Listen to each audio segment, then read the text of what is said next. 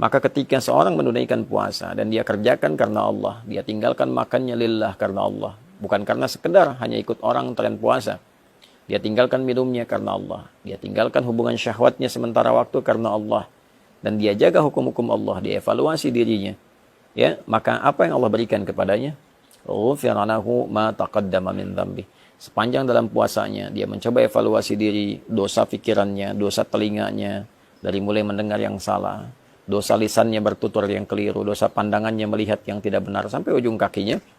Itu berpotensi saat ia berbuka diampunilah dosanya oleh Allah Subhanahu wa taala. Dari mulai dia niatkan puasa, dia jalani sampai berbuka, benar dia lakukan itu, ghufira lahu ma taqaddama min dzambi. Ada peluang diampuni semua dosa-dosa yang pernah ia kerjakan. Itulah yang menyebabkan orang puasa itu ketika akan berbuka, dia merasakan kebahagiaan yang sangat luar biasa. Bukan sekedar karena dia telah selesai menuntaskan tugasnya, dan dia akan berbuka. Begitu mendengar azan, ada satu gejolak dalam dirinya, aura yang berbeda dari biasanya, mendorong ia untuk berbahagia, karena sekarang waktunya berbuka. Karena itu dalam hadis dikatakan, farhatani, lisaimi farhatani. Bagi orang puasa ada dua kebahagiaan.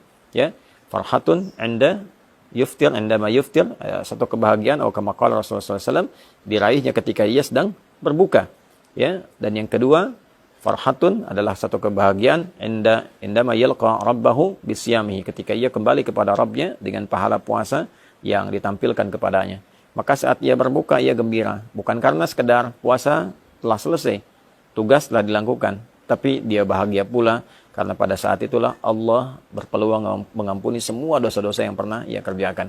Saat ia kembali kepada Allah, dia kembali dalam keadaan bersih, pahala telah dia dapatkan dari bacaan Quran, dari sholat, dari kajian-kajian, dari tilawah dan sebagainya, sehingga dia gembira. Dan disambutlah ia saat kembali itu dengan diperintahkan untuk memasuki pintu khusus dengan pahala puasanya, yaitu pintu Ar-Rayyan.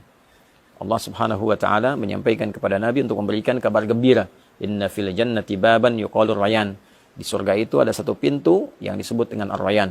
La yadkhuluhu illa as-shaimun. Tidak akan dimasuki oleh hamba manapun kecuali ahli puasa.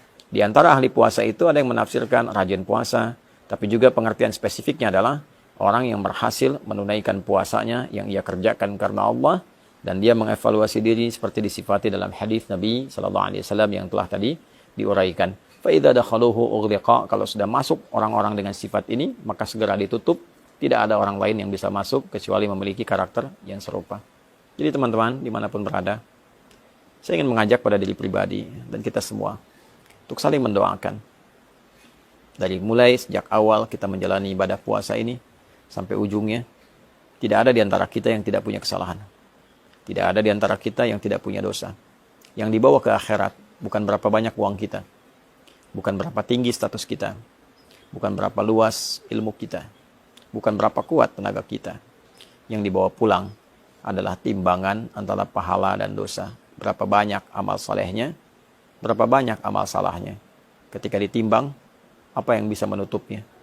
Maka kasih Allah menghadirkan Ramadan untuk kita, bukan yang lain, memberikan sebuah kesempatan yang dalam agar kita mampu memanfaatkannya dengan mengevaluasi diri dan berharap Allah membuat kita lebih baik dibandingkan dengan hari-hari sebelumnya. Nabi SAW bersabda dalam satu hadis yang didokumentasikan oleh Imam Al-Hakim An-Naisaburi dalam kitabnya Al-Mustadrak. Satu kali Nabi SAW bersabda, wa kama qala raghima anfu rajulin liman adraka ramadhana falam yughfar lahu. Sangat tercoreng kehormatan seorang muslim, sangat terhina, sangat jauh dari rahmat Allah seorang yang disampaikan kepada bulan Ramadan, tapi ia tak mampu mengkreasikan kesempatan yang diberikan untuk mendapatkan ampunan Allah Subhanahu wa taala. Semoga Allah memuliakan kita, mengampuni dosa-dosa kita, memberikan kesempatan terbaik untuk mengisi sisa kehidupan kita dengan lebih mulia, dan mewafatkan kita dalam keadaan husnul khatimah.